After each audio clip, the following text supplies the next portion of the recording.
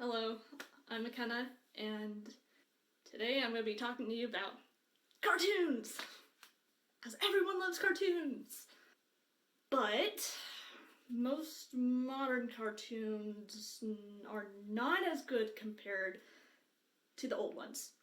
Old classic cartoons. But you remember the classics, like Looney Tunes and Disney, and heck, even the Flintstones. But not the new cartoons. First, we will look behind the scenes to see the process of the creation of cartoons. We will then talk about how cartoons have evolved over the decades. Once you understand these concepts, we will dive right into why modern studios are failing to create good, memorable content. First up, the process of animation.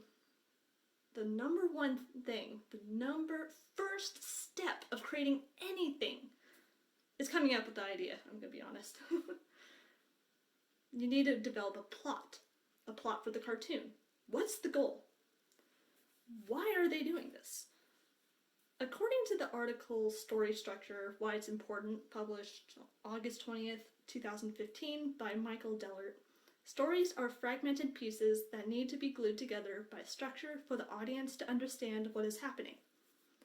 It is very important. Story structure makes cartoons, movies, shows, everything better. The stronger the story, the better the outcome. You want the audience to track with you, not for them to get lost. So once you develop that good plot, it's time to make a storyboard. And a storyboard is basically a visual aid. You get to see how a scene would play out if you did it, and you can make adjustments. And sometimes it's really easier to see the actual scenes before you put all that work in animating. Because let me tell you, animation is hard. I'm going to be talking about two-dimensional animation.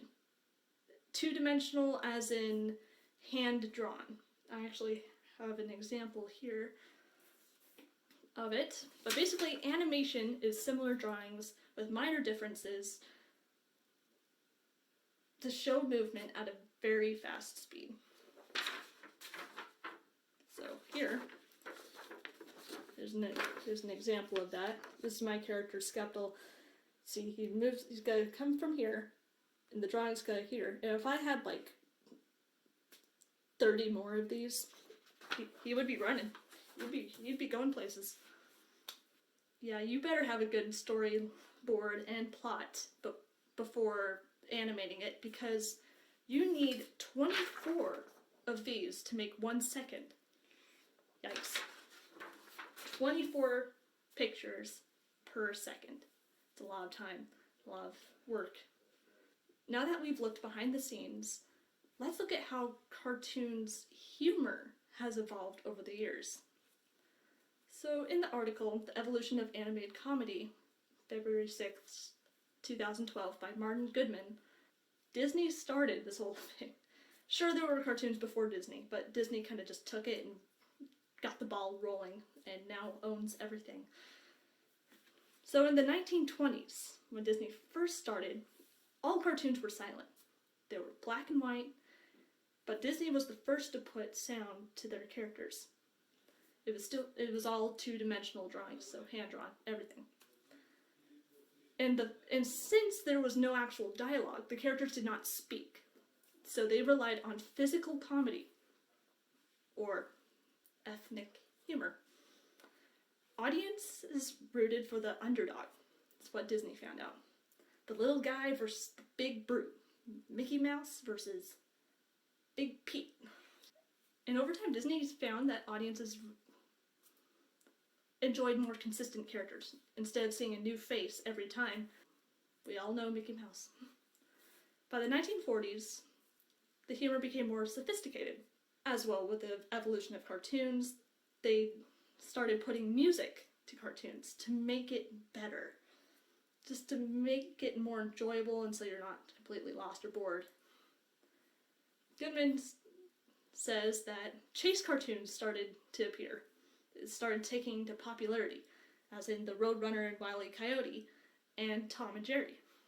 And the gags, still physical, they were more slapstick humor. It was good and it was classic. And then Looney Tunes came. Looney Tunes. Whoa, that was a huge step. Because Looney Tunes cartoons were so great because they had a good plot, they had good story structure, and a strong character development. The gags for Looney Tunes was physical, it was slapstick, and, one more element, humiliation. They would humiliate their characters for laughs, and it worked. And they continued this legacy. By the 1960s, and up to this day, there were more added elements to humor. And yes, the humor did change again, but the elements that came with it was parodies and references that would catch the audience's eye and make you give an extra laugh. But the humor itself became more cultural. There were more adult jokes hidden in cartoons. It became more political, sometimes more economic jokes. It was American culture. And these old cartoons have become a part of our culture, and it's still remembered to this day. So, what happened? Why aren't studios coming out with good content anymore? And the answer is modern culture, aka liability. Theories about children being inspired by cartoons to be violent is the reason. In the article Cartoon Violence and the Aggression of Youth, November 28th, 2005, by Stephen J.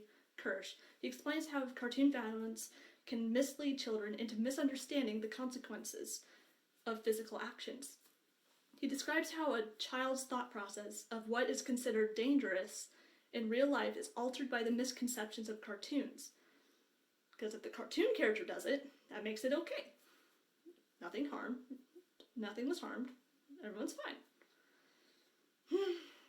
And it was because of this liability that studios are afraid of offending the audience.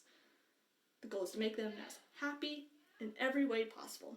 The studios were afraid to take chances. The slapstick humor was starting to dissolve, if it wasn't almost already dissolved already. My opinion is there's always going to be something wrong. You can't make everybody happy. In the article, Is the Snowflake Generation Really About to Kill Off Comedy? January 3rd, 2018, by Jessica Brown, she explains how there has been a massive increase in complaints from the audience towards the comedians, usually due to a certain line that they seem to find offensive, even though most of the time the audience didn't listen to the whole joke. So do cartoons need to change along with our culture in order to be allowed to be labeled as funny? Well, let's take Looney Tunes for an example. So Looney Tunes was an excellent example because it was so popular that their studio, Warner Brothers, attempted multiple times at remaking their beloved cartoon to fit into modern society. They kept changing the humor. Sadly, the result completely changed Looney Tunes over time. They went from classical humor and fun gags to a sitcom where Bugs and Daffy are living together in the suburbs, having a casual conversation with few to no gags. So is cartoons changing society, or is society changing cartoons? These are two very different opinions about violence. And I would say that they're both right in a way, but I personally would not choose either side. So let's look at one more article, and I think this point of view, this opinion, is better, and I agree. What I would say is that you have to define the type of violence first, before making assumptions. Where is the dividing line between comedy and violence? In the article Violence Needs a Niche in Children's Cartoons, January 28th, 2001, by Jim Rudenberg, he explains that he thinks that silly, childish cartoons such as Looney Tunes is not considered a bad influence per se.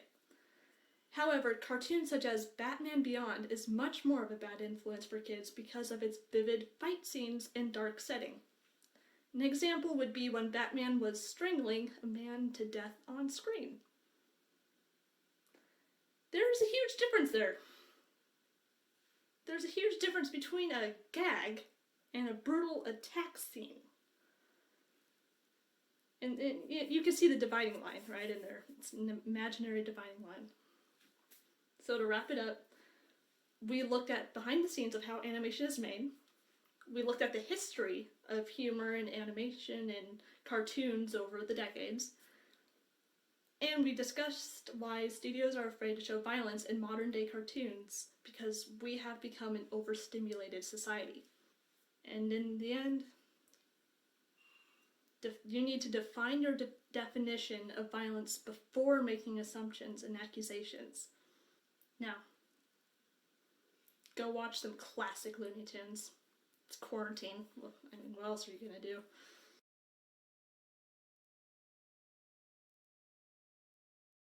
In the article, Is the Snowflake Generation Really About to Kill Off Comedy? January 3rd, 2018, by Jessica Brown. Fudge. Will you guys shut up? So.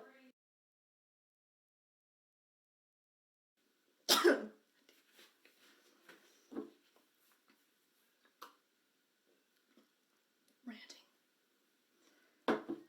Does a number on your throat.